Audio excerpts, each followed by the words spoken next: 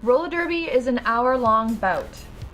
It's divided by 2 half-an-hour halves, and inside these half-an-hour halves are jams.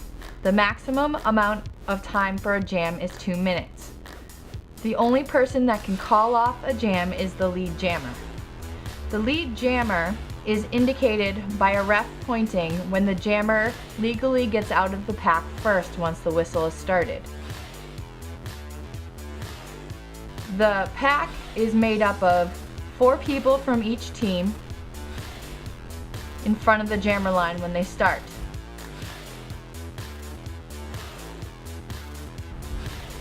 The jammers are ones with star covers on their helmets. These people are the ones that accumulate the points.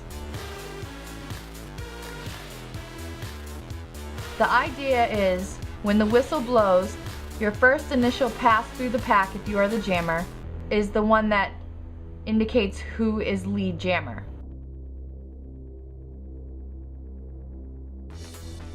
The next pass is when you make points. The idea is that this pack is forming a wall and trying to keep the opposing jammer from getting through that wall.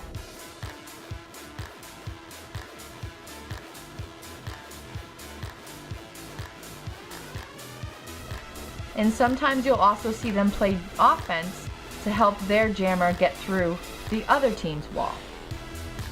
So when the whistle blows, everybody will start to roll forward and jammers will battle to get through the wall.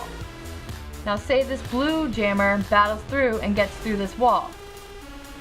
You'll hear a ref whistle and point at this jammer saying she is the lead jammer. She can call off the jam. The way she calls off a jam is repeatedly hitting her hands on her hips. So let's just say that this jammer is not going to get out, that everybody's rolling forward the whole time, but say she can't get out. Say this blue wall is being really strong and not letting her by, and that this red team isn't really helping. This jammer can come back around and try to battle this wall again, and everybody that she passes from this wall is a point. So right now she has 4 points. Say she passes that jammer, now she has 5 points. Now say this jammer finally gets through this wall and they're going around. She might try to attempt to get her points, but as soon as this jammer gets up near her wall, she wants to call it off.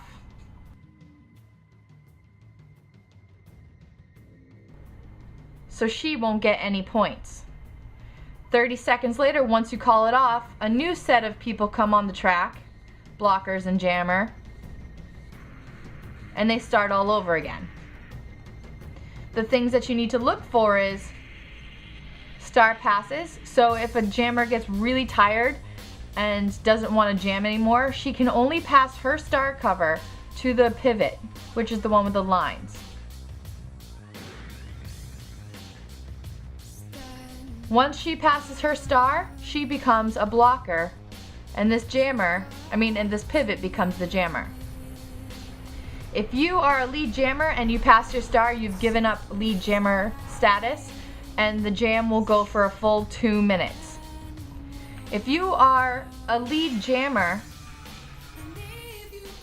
okay, like this one hasn't gone out, and you're a lead jammer, if you create a penalty coming back around and you have a penalty and you go to the box, you are in the box, you cannot call off the jam, and this person can now free to just go around and keep accumulating points. 30 seconds later, she can come out of the box. She is only a jammer and not a lead jammer. So the jam will go for a full 2 minutes. If there is never a lead jammer indicated, the jam will go on for 2 minutes. Some penalties that can happen. So, cutting the track, which will be indicated by a ref giving this signal and whistling, is if a team hits you out, you have to go behind everybody's hips that was in the same plane or in front of that person that hit you out. you have to re-enter the track behind those people. If you get hit out, and this person was behind you, you can come in front of that person but behind all the other people. What you'll often see is you get the jammer or even a blocker will get hit out,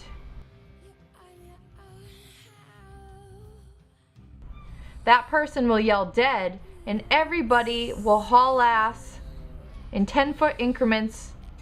The last person can go 20 feet.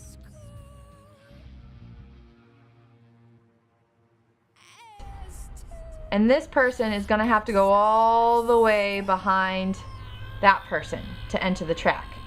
If she enters the track at any point before that last person, she has a track cut and she has to go to the box for 30 seconds.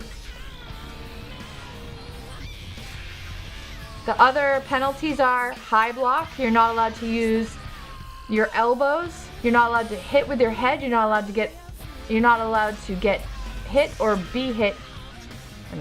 You're not allowed to hit above the head or below the knees. You're not allowed to back block. You're not allowed to hit square in the middle of the back. You can skate back. So derby direction is this way, counterclockwise. You're allowed to skate clockwise. Say half of your team is here and you want to get back with your team to form a wall because this other jammer's about to come. You are allowed to skate backwards, but you're not allowed to hit anybody and go backwards. That will send you right to the box. You are allowed to turn around and skate backwards as long as you're still going this way. You're not allowed to skate this way and hit anybody. When you're re-entering the box, re-entering from the box, you have to come in behind the pack. You have to re-enter the track behind the pack. If the pack is here and you're in the box over here, you have to come in back here and re-enter behind the pack.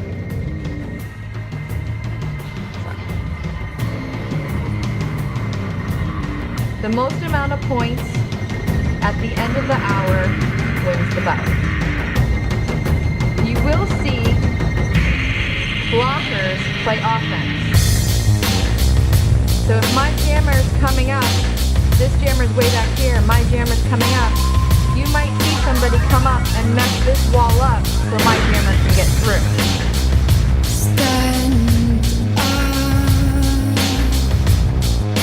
What you also might see is, if this jammer is getting through, you might see one of these people race up and capture that person. If this jammer is pushing her forward, it is now the job of her other team to 10 every 10 feet bridge forward. You can go up to 20 feet, and after that, the ref will yell no pass, and you have to stop engaging that jammer and reform your pass. The pass is all offense and